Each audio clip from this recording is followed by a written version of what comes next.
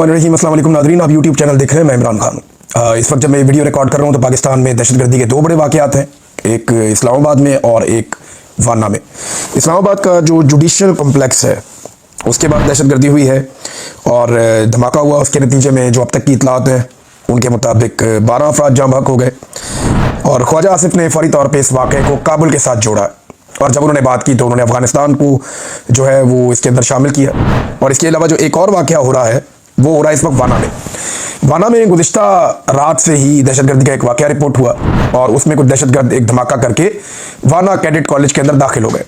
नुकसानात के हवाले से अभी तक किसी किस्म की कोई इत्तला नहीं दी गई और मीडिया को कोई चीज़ विटनेस भी नहीं हुई। वहाँ सिर्फ सोर्सेज बता रहे हैं, इन्फॉर्मेशन दे रहे हैं और वो सोर्सेज जो हैं वो DG ISPR के सिक्योरिटी फोर्सेज के सोर्सेज हैं और उनका ये कहना है कि एवैक्यूएशन की जा रही है। जो वहाँ पे कैडेट्स हैं उनको निकाल रहे हैं और जो वहाँ पे उसाब्स हैं उनको निकाल रहे हैं। कुछ 600 के करीब 500 के करीब 5 से 600 के बीच में लोग थे जो वहाँ पे मौजूद थे और दहशतगर्दों को कहा जा रहा है जी कॉर्नर किया गया और उनके साथ लड़ाई चल रही है। जो तादाद बताई गई, एक तो धमाका हुआ था वहाँ पे, उसके अलावा ये बताया गया जो मल्टीपल इतलात सिक्योरिटी ज़राए से जो आई उनके मुताबिक भी कोई 3 दहशतगर्द हैं और उनके साथ लड़ाई चल रही है वाना में गुज़िश्ता रात से। ये एक सिचुएशन वहाँ से रिपोर्ट हुई है।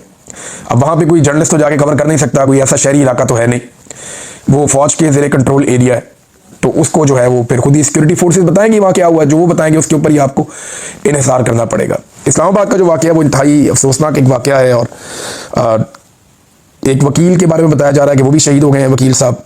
उसके अलावा 12 लोग टोटल हैं जो जाँ बहक हो गए इस इंसिडेंट में, वो शहीद हो गए।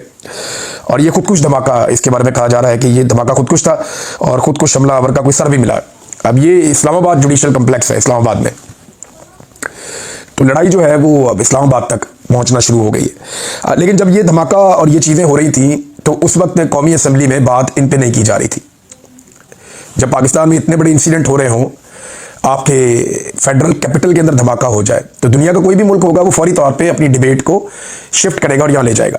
लेकिन क्योंकि कौमी असम्बली में हर हाल में इस तरमीम को पास करवाना है जिसमें फील्ड मार्शल आसिम मुनीर साहब को इस्तिस्ना और ताहयात नौकरी और बहुत सारी चीज़ें उसके अंदर शामिल हैं वो उनको मिलेगी, तो क्योंकि वो तरमीम वहाँ पे पास हो रही है तो सिक्योरिटी के ऊपर, दहशतगर्दी के ऊपर किसी रुकन ने बात नहीं की है, सच तफसीली बातचीत नहीं की, डिबेट को शिफ्ट नहीं किया गया।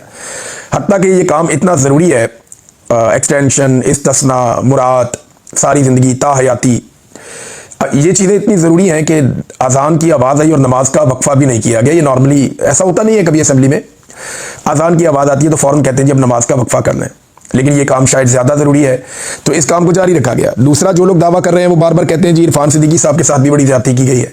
एक लंबी वफादारी है उनकी, लेकिन उसके बावजूद कल सेनेट का इजलास मुलतवी नहीं किया गया। लेकिन कोई बात नहीं, वो तो ये चीज़ें होती रहती हैं, ये चीज़ें होती रहती हैं। सियासत के सीने में दिल नहीं होता। अगर तो ये सच है तो ये अफसोसनाक बात है। मैं उम्मीद करता हूँ और दुआ करता हूँ कि ये बात सच ना हो, क्योंकि ये जब याद आएगी पाकिस्तानियों को तो पाकिस्तानियों को तकलीफ ही होगी और तकलीफदेह याददाश्तें हैं ज़्यादातर पाकिस्तानियों की।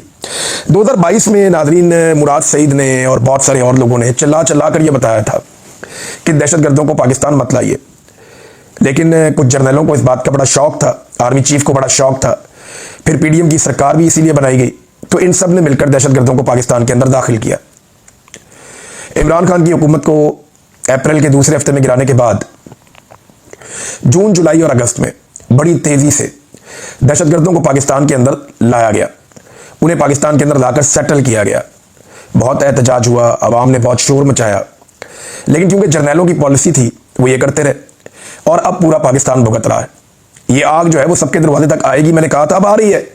मुराद सईद भी ये कह रहा था, बार बार कह रहा था, लेकिन उसमें किसी ने बात सुनी नहीं या कोई सुनना नहीं चाह रहा था। मगर अब भी वक्त है उन जर्नैलों को और उन सारे किरदारों को कटहरे में लाया जाए जो इन दहशतगर्दों को बाई डिज़ाइन पाकिस्तान लेकर आए और पाकिस्तान लाकर इनके लिए बॉर्डर नरम किए, इनको लेकर आए, इनको सहूलतकारी दी। ये यहाँ पे आपके जो खैबर पख्तूनख्वा के कई कबायली इलाके वहाँ दंदनाते फिरते थे, इनको बाई डिज़ाइन लाकर बसाया गया। और जिस वक्त निगरान हुकूमत चल रही थी उस वक्त बहुत बड़ी तादाद में ये लोग पहुंचे, क्योंकि तब पाकिस्तान तहरीक इंसाफ के ऊपर सारा फोकस था सिक्योरिटी फोर्सेज का, वो बेचारे सारे भागे हुए थे, तो दहशतगर्दों के लिए मौजें थी। उस दौर में 2023 में जब तक इलेक्शन नहीं हो रही, पूरा 2023 का साल जो है वो निगरान हुकूमत रही वहाँ पे खैबर पख्तूनख्वा में, तो उस पूरे साल के अंदर खैबर पख्तूनख्वा में दहशतगर्द जो है वो बड़ी तेज़ी से दाखिल किए गए और 2024 में हमने उसको भुगतना शुरू कर दिया। और आज 2025 के इख्तिताम पे हम कहाँ खड़े हैं, इस्लामाबाद के अंदर एक धमाका हो गया। और वुज़रा ये बता रहे हैं कि पाकिस्तान का कोई शहर भी महफूज नहीं है। तो जिन लोगों ने पाकिस्तान को इस आग में झोंका है, उन लोगों को कटहरे में लाना बहुत ज़रूरी है, उनसे ज़रूर पूछा जाना चाहिए। दूसरी बात यह है कि अब क्योंकि धमाका इस्लामाबाद में हुआ है, तो आप मीडिया के ऊपर कवरेज भी देखेंगे, खबरें भी देखेंगे। वाना कैडेट कॉलेज के ऊपर जो अटैक हुआ, बहुत सारी चीज़ें कवरेज देखेंगे। अब एक जंग का माहौल बनेगा हमारा अफगानिस्तान के साथ, और जंग के बाद दोबारा हम बैठेंगे, फिर हम बातचीत करेंगे और फिर किसी नतीजे पे पहुंचेंगे। तो नॉर्मली यही होता है कि जो हमारी तरह के मुल्क होते हैं ना, ये पहले जंगें लड़ते हैं आपस में, जंगें लड़ने के बाद अच्छी तरह एक दूसरे को मारते हैं, एक दूसरे का टिका के नुकसान करते हैं, उसके बाद जब काफ़ी नुकसान हो जाता है फिर